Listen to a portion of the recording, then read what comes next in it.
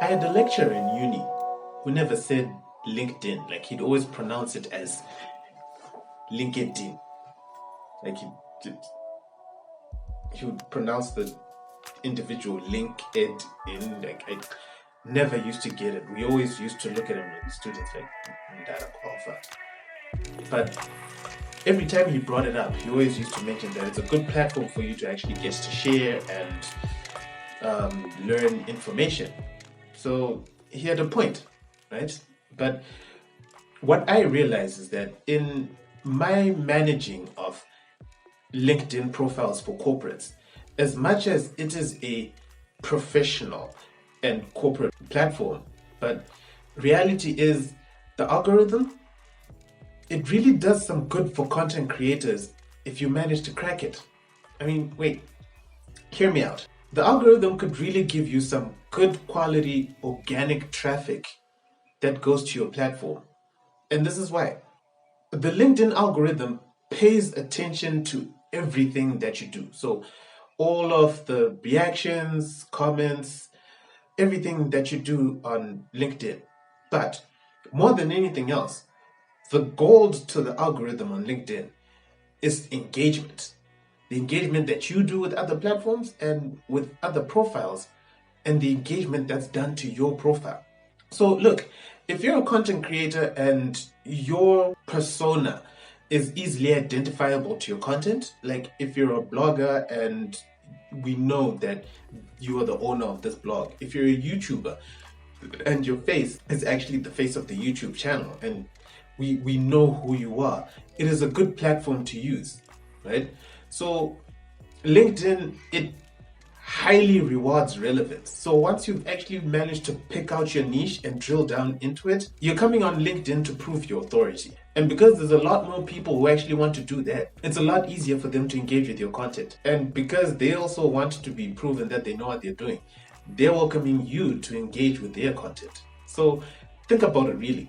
As a content creator, how much better can it get? It is a lot easier tailored on this platform than any other platform for you to do that. And it is in a nice mannered way. So what you want to do is be able to find and follow people who are relevant to you and your content. So you want to follow the right corporates, you want to follow the right corporate pages, the right brand managers, also the people who also give content that's relevant to you. So if there's people in the tech space, people in data, people in entertainment, people who share content, especially the ones who share content regularly, those are the ones that you want. Those are the ones that you want to follow. LinkedIn gets to pay attention to those connections that you have. So it actually gets to figure out your interests and way more to push that content. You want to make your profile blame proof. Treat it like an SEO project. Have a clear profile picture. Make sure your headline stands out to what you're an expert in. So whatever it is that you're niched in, make sure that your headline immediately takes us to that and the content that you produce. So don't try to be a jack of all trades. That appears to nobody here. People are looking for relevance. People are looking for relevance, so they need to know exactly what it is that you do and how you're going to add value to them. So that's what you need to make sure that is there. Then make sure that your track record, add only the relevant bits to the bottom. So if it's the work experience that you've had, the education that's important, and all of the projects that you've done, including the content that it is that you've produced or has been featured. And make sure that within the bio, you need to link to your content. Now then, the content in particular that actually gets you the engagement. Because engagement, this is where the meat is here. Let's talk about the content because that's actually what gets you the engagement here. What kind of content should you be putting out and what kind of content should you be interacting with? Let's start with the content that you should be interacting with. Content that you can actually confidently go and comment on and give a professional opinion or be able to give a good insight over. Make sure you're always adding value whenever your text hits the character screen. Because the thing with LinkedIn is that the comments and replies, they get you a very, very, very, very long way on LinkedIn because this is where all of the information is that gets to show whether you actually know what you're talking about. With your content, you want to put content that allows people to actually come and engage with you. Then get people to comment and reply to each other there. Why? Because if you've noticed on LinkedIn, whenever someone comments, it brings your content back up the timeline. So whenever there's a new comment, it lingers. One post could be able to last on the timeline for the whole week. I have instances where I've seen the same post come up on my timeline the whole week, each and every day, because there was someone who was adding relevant comment or reply to it. So that's what you want to do.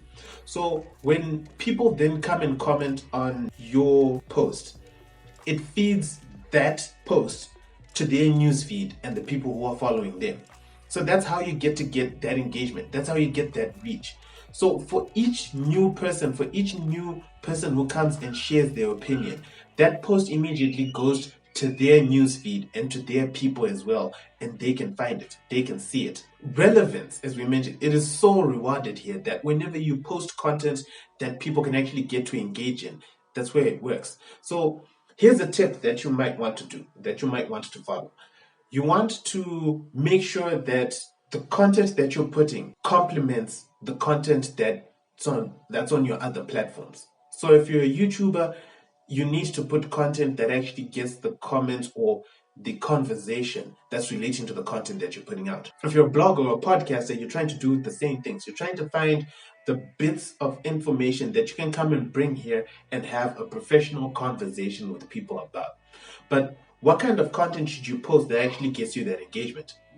Stories. Try to tell a story. Share a story of probably the journey that you went through making that certain piece of content, finding out the information, anything that it is. Try to cause an unbiased debate. And these are the ones that get you the most because people really like to go at each other professionally. But it's a really good way for you to be able to get that because debates, they hardly find a logical conclusion to them. So the more people go back and forth, the more your content is going to linger in the newsfeed and the further it's going to be shown to everybody else. Try to make content that dispels myths. So realities of situations or experiences that you faced about certain myths that have come up, right? Celebrate others. Whenever someone within your space, within your sphere, or within your niche has a win, celebrate that win with them. This is what this platform is for, and it also gets that traction that you need. And always have a call to action every time you post something on LinkedIn. So ask people, what are your thoughts on this? Do you think that it's actually going to have a certain effect?